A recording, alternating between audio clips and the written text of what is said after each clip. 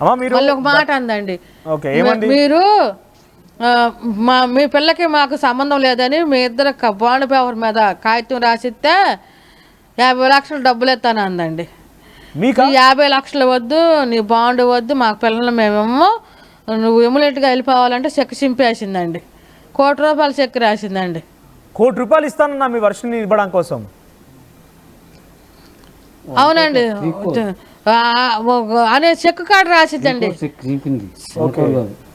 Check కాడ రాసేసిందండి. మిమ్మల్ని ఏమని సంతకం అసలు మేము అన్ని వేసుకున్నామండి. అమ్మో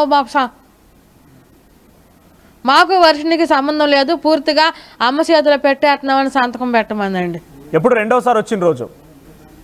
రెండోసారి వచ్చినప్పుడు మాకు భయం వేసిపోయి మా పిల్లోడు కానీ మేము కానీ నా పిల్లలేని రూపాయి మాకొద్దు, ఈ పాపిష్టి రూపాయి మాకొద్దు, పిల్లలు నమ్ముకున్న రూపాయి మాకొద్దు అని మేము ముగ్గురు ఏడిసి చెక్కి చింపేసామండి. అంటే ఎందుకు అలా అడిగింది? అంటే ఏమైనా పూజలు చేయాలని ఆలోచనతో ఉందా? వర్షిని పైన ఏదైనా పూజ ప్రయోగిద్దామని ఆలోచనలో ఉందా? ఎందుకు అలా అడిగింది? అంటే తనకు ఒక అమ్మాయి అవసరం ఏమొచ్చింది? ఏమొచ్చిందంటే ఈ పిల్లని బాడీ గార్డుగా వాడుకుని పిల్లని చెడిపోయాలని అమ్మేసుకోవాలని చూసిందని మేము అనుకుంటున్నామండి. Please give me mouth sir. Right, ఒక్కసారి మీరు మాట్లాడండి. తిరుమల కోటయ్య గారు, ఏంటి మీ దగ్గర నుంచి మీ కూతుర్ని కొనుగోలు చేయాలని ₹1,00,00,000 చెక్కు కూడా ఇచ్చిందని మీ సతీమణి గారు చెప్తున్నారు. సో ఏంటి మీ కూతుర్ని ఎందుకు అఘోరి కొనుగోలు చేయాల్సి వచ్చింది? నమస్తే అండి. 1 crore కాదు సార్, 1 crore కాదు, 3 crores చెక్.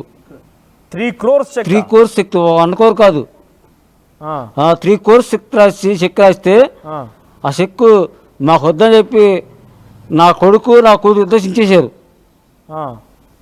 మీ వర్షిని అప్పుడు ఏమనింది మరి? వర్షిని దగ్గర ఉందా? వర్షిని మీ దగ్గరే ఉందా అప్పుడు? లేదని ఇంకా మన దగ్గర జారలే, ఇంకా ట్రావెలింగ్ కాదు తిరుమల కోట గారు, ఇప్పుడు కాదు నేను అనేది. అప్పుడు ₹3 కోట్ల చెక్కు రాసి మీకు అఘోరి ఇస్తా అన్న సమయంలో వర్షిని చూసిందా ఇదంతా? వర్షిని ఏం చెప్పింది? వర్షిని చూస్తుంది, పప్ప 3 కోట్లుగా అయితే నన్ను అమ్ముతారా మీరు అంది. 3 కోట్లు మీకు వస్తాయి కానీ నన్ను అమ్ముకోండి అని నిందా వర్షిని కూడా? 3 కోట్లు 10 కోట్లు ఇచ్చి నిన్నెందుకు అమ్ముతాం మేము? మనకున్న ఆ ఎకరం చాలు మనకి, దాన్నే అమ్ముకుని నిన్ను శుభ్రంగా చదివించుకుని మంచి సాఫ్ట్వేర్ చేసుకుని ఇంజనీర్ దశలో నీకు పెళ్లి చేస్తా మంచి వరుణ్ చూసి అన్నాం.